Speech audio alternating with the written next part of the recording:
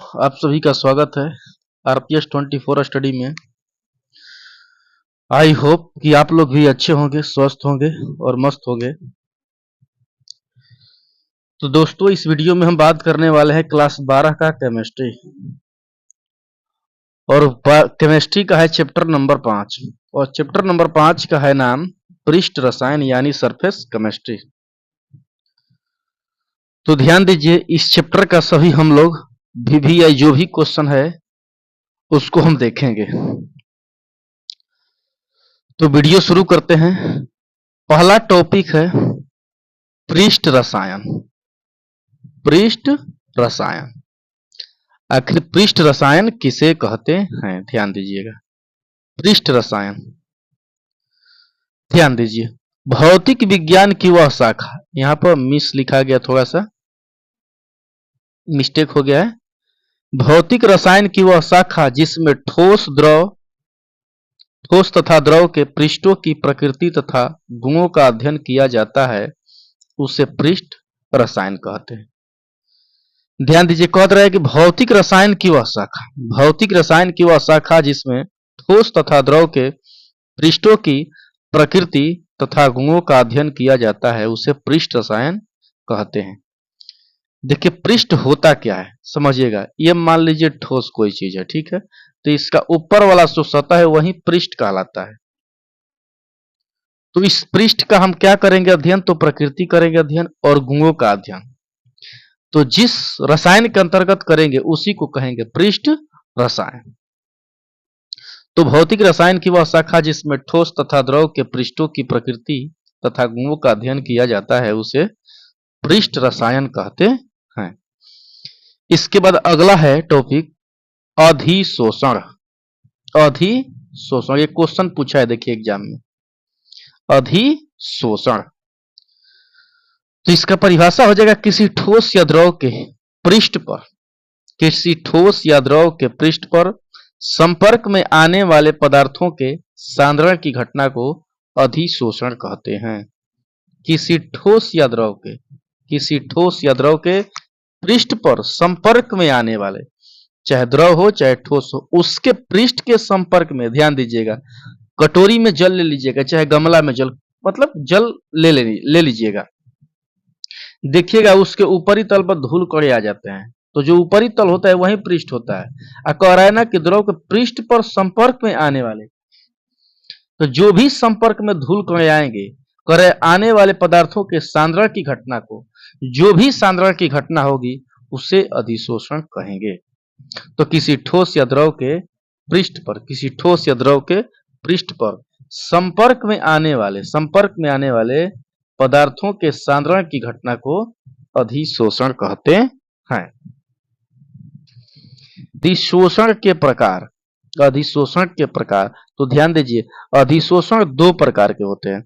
अधिशोषण दो प्रकार के होते हैं, भौतिक अधिशोषण और रासायनिक अधिशोषण।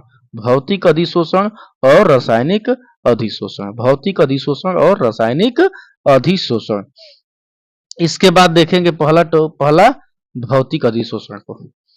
तो जब अधिशोषक तथा अधिशोष्य, जब अधिशोषक तथा अधिशोष्य या अधिशोषित, अधिशोष्य कहिए या अधिशोषित कहिए, तो जब अधिशोषक तथा अधिशोष्य के मध्य आकर्षण बल वांडरवाल बल द्वारा उत्पन्न होता है, यानी जब अधिशोषक और अधिशोष्य के बीच जो आकर्षण बल होता है वह वांडरवाल बल द्वारा उत्पन्न होता है, उसे भौतिक अधिशोषण कहते हैं। उसे भौतिक अधिशोषण कहते हैं।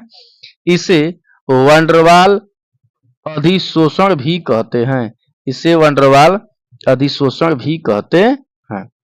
जब अधिशोषक तथा अधिशोषित के मध्य आकर्षण बल वांडरवाल बल द्वारा उत्पन्न होता है, उसे भौतिक अधिशोषण कहते हैं। उसे भौतिक अधिशोषण कहते हैं।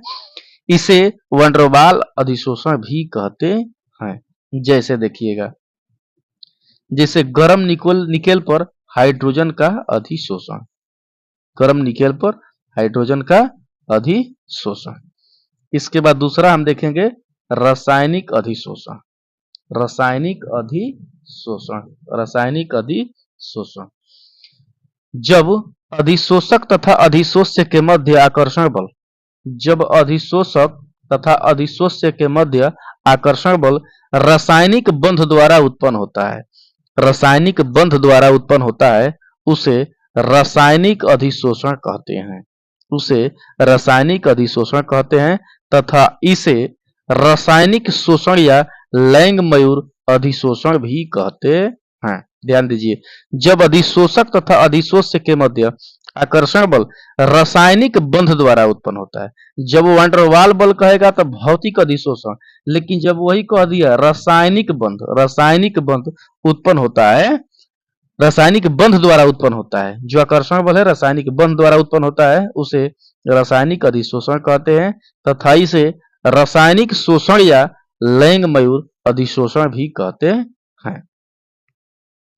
और इसके बाद देखिए, यह भी VVI क्वेश्चन है, कई बार पूछा है एग्जाम में। भौतिक अधिशोषण और रासायनिक अधिशोषण में अंतर, भौतिक अधिशोषण और रासायनिक अधिशोषण में अंतर। तो ध्यान दीजिए, भौतिक अधिशोषण और रासायनिक अधिशोषण में निम्नलिखित अंतर है, भौतिक अधिशोषण और रासायनिक अधिशोषण में निम्नलिखित अंतर है। एक साइड से लिख लेंगे भौतिक अधिशोषण और एक साइड से लिखेंगे रासायनिक अधिशोषण।